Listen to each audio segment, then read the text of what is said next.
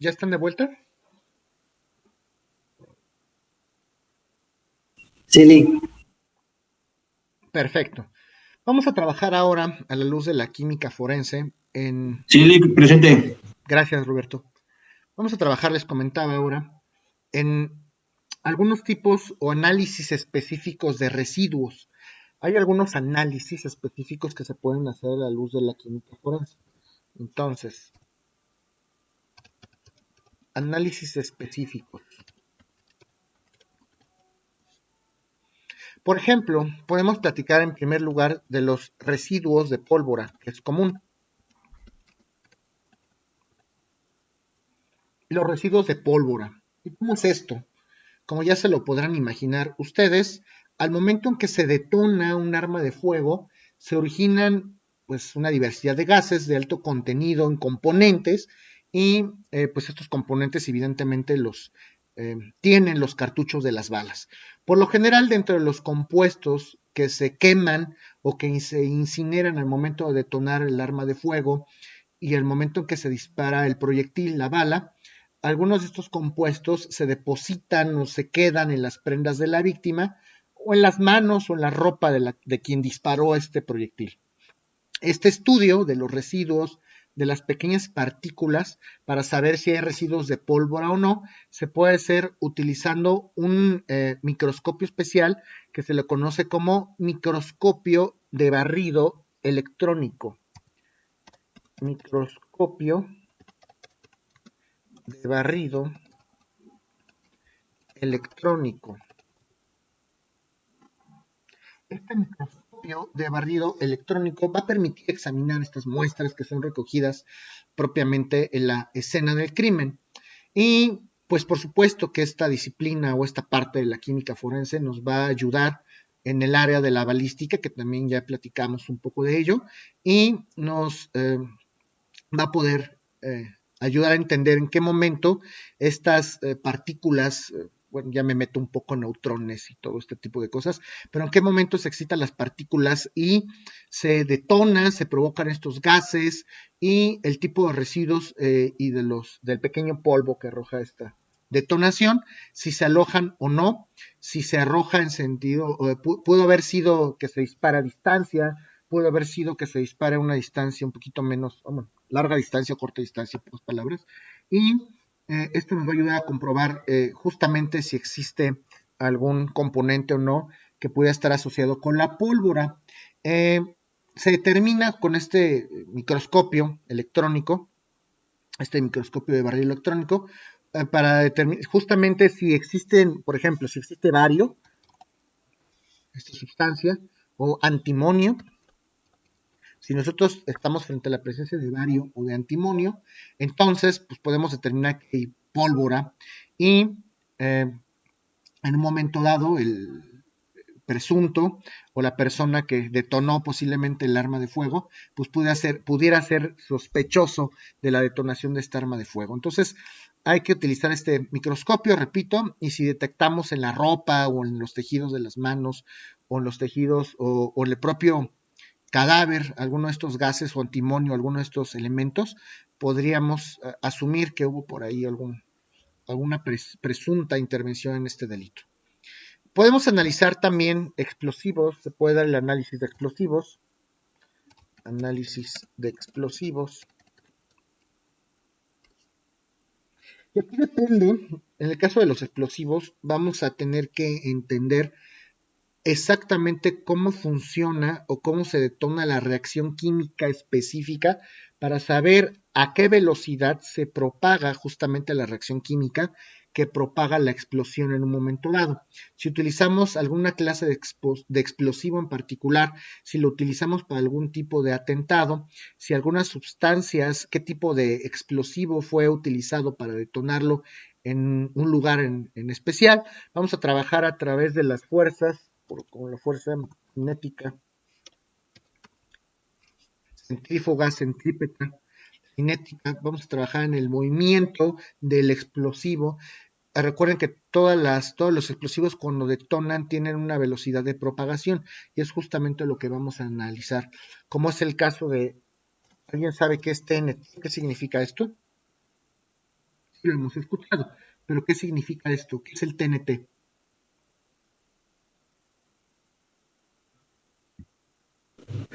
Trinatro de nitrógeno con no sé qué. El TNT es la dinamita, mejor conocida como trinitotolueno.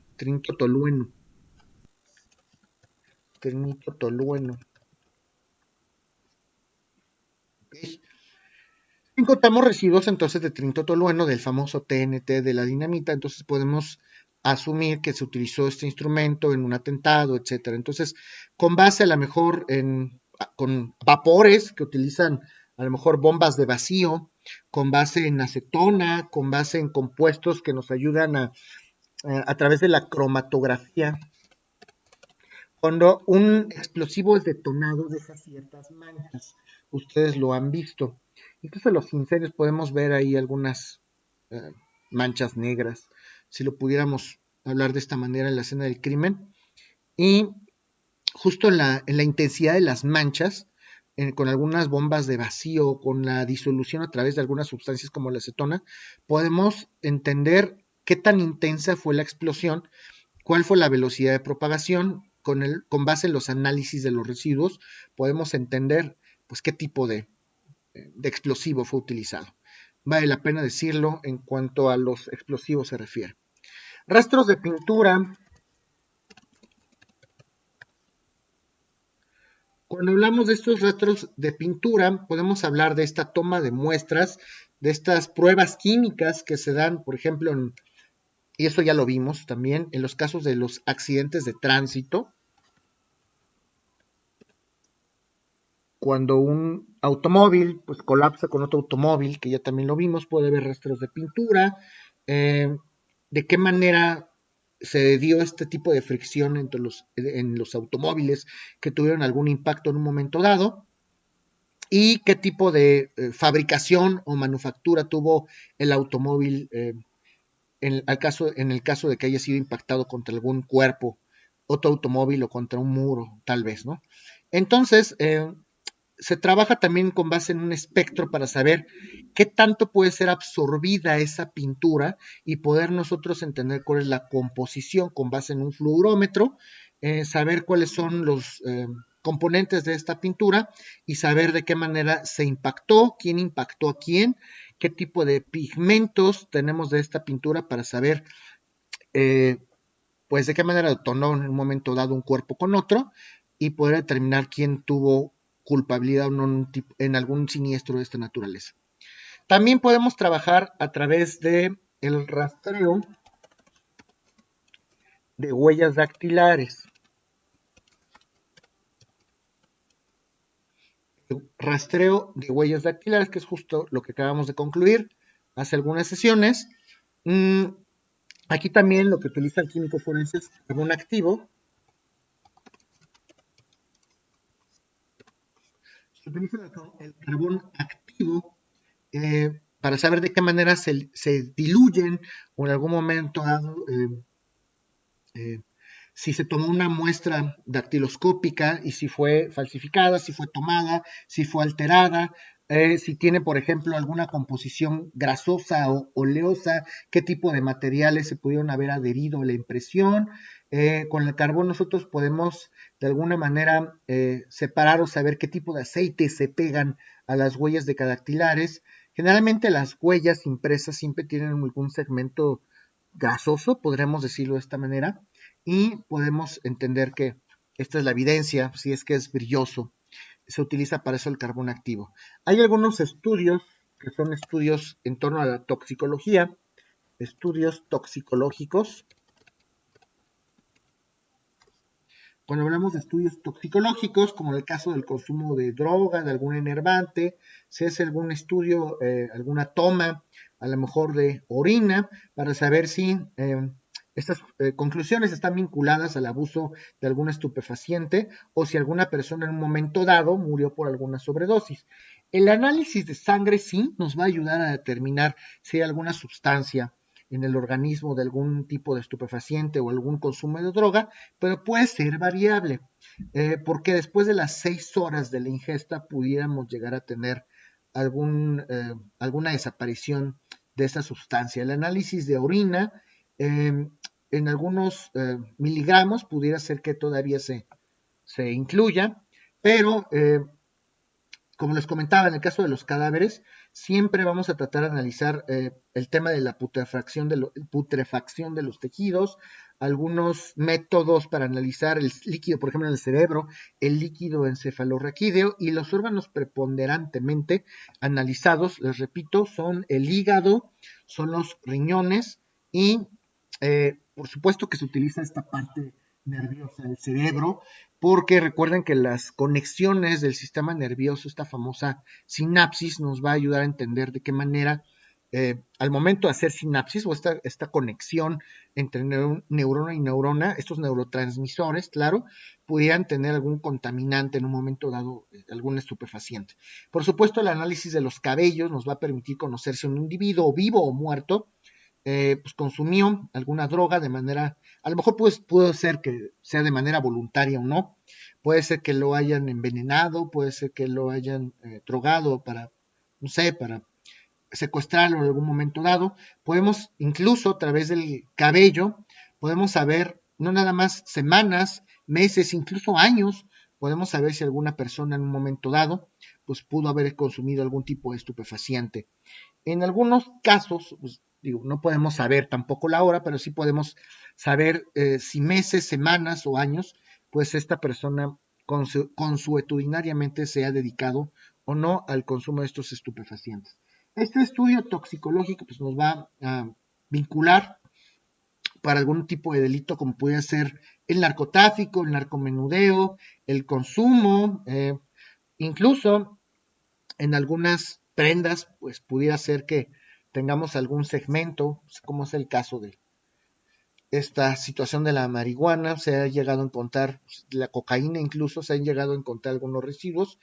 Vale la pena analizar, aparte de los cabellos, la ropa, para saber si están involucrados o no estos presuntos en algún tema de drogas. Algunos estupefacientes pueden ser consumidos, evidentemente, en unión de otras drogas. Hay personas que no nada más consumen un tipo de droga, sino consumen varios tipos de droga, y obviamente, pues, a la luz de algunos radicales que se analizan cuando se hacen algunas muestras de sangre, se pueden concluir si es que se mezclaron, por ejemplo, cocaína con algún barbitúrico, con algún anestésico, etcétera. Entonces, pues también para eso nos sirve la química forense. Hay otros análisis que se asumen o se conocen como análisis de activación neurótica, y hay otros análisis que se conocen como análisis de activación neutrónica. Una cosa, y esto no confundirlo, activación neurótica se refiere al análisis que desde luego podríamos hacer como químicos forenses en algunas sustancias de índole cerebral para saber si el comportamiento pudo ser detonado o no por alguna sustancia, por alguna hormona en exceso. Y otra cosa muy distinta es la activación neutrónica.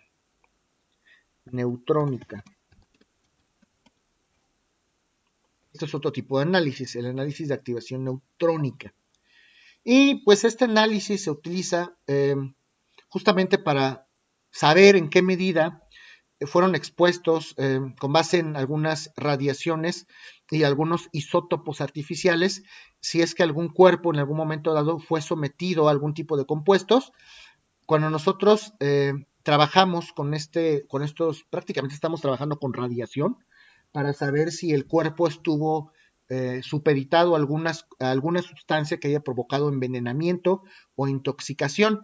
Entonces sí, podemos trabajar a través de isótopos o podemos trabajar a través de algunos elementos pues, con alguna medida radioactivos para saber si fueron envenenados.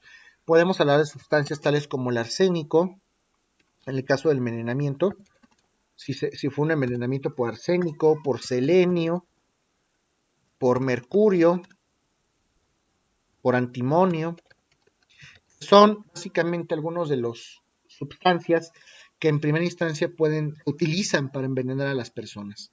Es importante tomar en consideración que, pues por supuesto, tenemos que estar plenamente capacitados como químicos forenses para poder dar seguimiento a estas investigaciones, porque estamos trabajando con radiación, no es cualquier cosa. Imagínense a todo aquello que tendrían que estar expuestos estos químicos forenses. ¿Hasta aquí tienen alguna duda de esto que estoy comentando? No, Lick, claro. Ok. Vamos a hablar además de algunas ciencias auxiliares en el campo de la química forense. Hay que entender que para que los estudios en materia de química forense puedan ser exhaustivos, puedan ser adecuados, puedan producir plena convicción en un foro judicial, como lo puede ser un tribunal, necesitamos acercarnos lo más posible a la verdad. A lo mejor la química forense nos puede dar alguna evidencia, pero vale la pena trabajar con el apoyo de algunas otras disciplinas, como puede ser el caso de la biología, por ejemplo. Cuando nosotros tomamos alguna muestra biológica, pues se sugiere que el químico tenga algún conocimiento de biología, tal vez de medicina, en algún momento dado, de balística, de lo cual ya hemos hablado en una sesión anterior. Por ejemplo, en el tema de la balística, pues finalmente ya lo hemos concluido, esta disciplina de la balística tiene como finalidad revisar qué tipo de alcances y qué tipo de dirección tuvo el proyectil que se detuvo en un momento dado. Obviamente podemos hablar, ya lo comentábamos, de balística exterior, balística interior, balística terminal, donde detona finalmente el proyectil o donde impacta, balística identificativa, y estas disciplinas de la balística nos van a ayudar a comprender el tipo de proyectil, el tipo de trayectoria, de qué tipo de arma fue detonado el proyectil, dónde impactan, etcétera.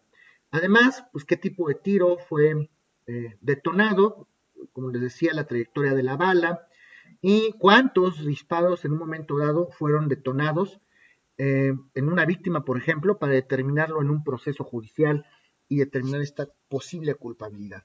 Como les comentaba, podemos hablar de la biología forense. En el caso de la biología forense hablamos de una disciplina, de una ciencia propiamente, que nos va a ayudar al momento en que se hace la colección, la recolección propiamente, mejor dicho, la recolección de alguna muestra, de algún tejido biológico. Pues vamos a identificar estas muestras biológicas hasta la sangre, como en un momento dado es un tejido. El órgano más grande que tenemos es la piel, sin embargo también la sangre es un tejido, está hecha a través de tejido, aunque se manifieste preponderantemente de manera líquida, y cualquier evidencia que tenga contacto con un ser vivo, lo vamos a utilizar como auxiliar a esta biología forense.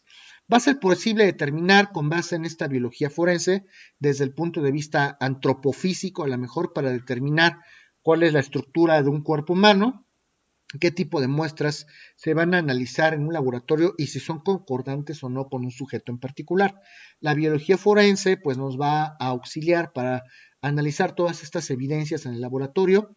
Siempre se obtienen dos muestras o más, si es posible, por si alguna es posible contaminarlo, para poder determinar en un momento dado, pues la descomposición, si el cuerpo estuvo expuesto a algún tipo de radioactividad, algún tipo de interferencia, algún tipo de contaminante, y algunos análisis pues, solamente es posible hacerlos post-mortem, y algunos es posible hacerlos en criminales auténticamente vivos para saber a qué tipo de sustancias o qué tipo de contaminantes puede existir en un cuerpo en un momento dado.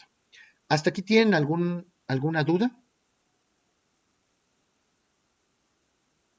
Otra disciplina que les he comentado mucho es la entomología forense.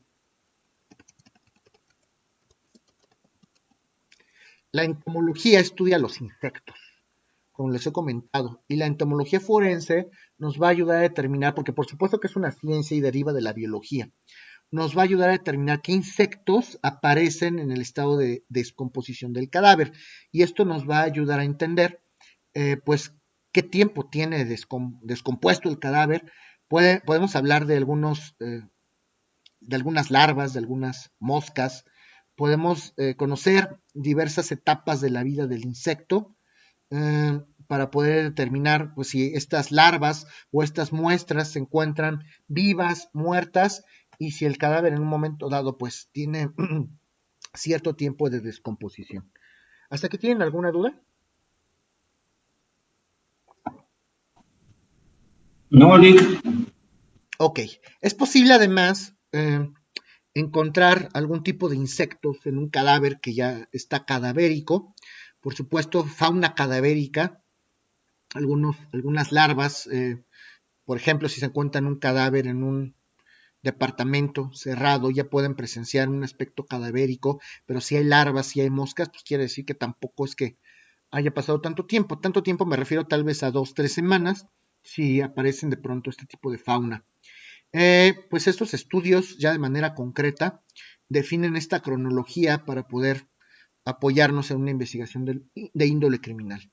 Y finalmente vamos a hablar de la antropología forense, que creo que ustedes también llevan por ahí alguna materia de antropología forense. La finalidad de la antropología forense, por supuesto, será identificar algunos restos humanos con el propósito de determinar cuáles son las causas que llevaron a la muerte. Sí, nos vamos a apoyar, por supuesto, en la medicina forense, pero la antropología forense estudia este tipo de restos por medio de técnicas que nos permiten identificar si algunos cadáveres fueron asesinados, fueron atacados por alguna otra persona, por algún animal, etcétera. La antropología forense también nos va a apoyar en el conocimiento de algunos homicidas, porque recuerden que la antropología estudia al hombre desde el punto de vista integral. No sabría si en el curso de antropología forense solamente lo han estudiado desde el punto de vista médico o desde el punto de vista integral como individuo, desde el punto de vista étnico, desde el punto de vista cultural. Sí, claro, desde luego que una parte de la antropología es sobre todo de la antropología forense, es determinar las causas de muerte, pero también vale la pena analizar la raza, vale la pena analizar qué tipo de cultura tiene un hombre, un homicida en un momento dado, el lugar donde se desempeña. Hay que analizar desde el punto de vista médico, por supuesto, si en el cráneo hubo algunos golpes, si en el transporte justamente en este momento en el que se transporta el cadáver o al momento del levantamiento del cadáver hubo algunos movimientos que son dubitativos o que no son comunes. Se hace un análisis post-mortem auténtico justo del posicionamiento del cadáver, de todas aquellas alteraciones eh, o aquellos químicos que en un momento dado pudieron haber sido ingeridos, qué tipo de adulteraciones existen en los fluidos corporales, y pues los antropólogos forenses trabajan de manera conjunta con los psicólogos, evidentemente. Por eso es que también creo que otra de las disciplinas que ustedes llevaron ese semestre es la psicología forense, porque también podemos auxiliarnos para elaborar un perfil. Recuerden que la antropología, repito, no nada más estudia los rasgos o los residuos químico-biológicos, también nos ayuda a encontrarle un porqué y a entender el perfil del supuesto criminal, del supuesto homicida, con base en las características, claro, a lo mejor encontradas en un cadáver.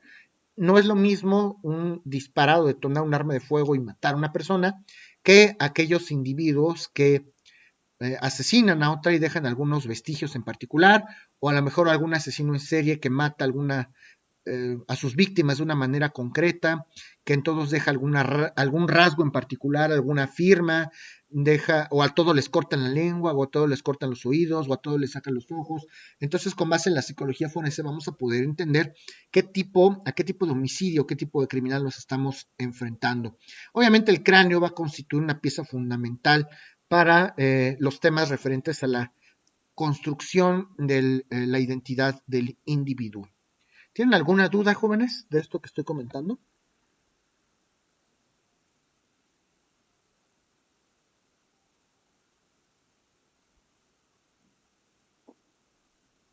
¿No tienen ninguna duda de esto que comentamos en la sesión del día de hoy?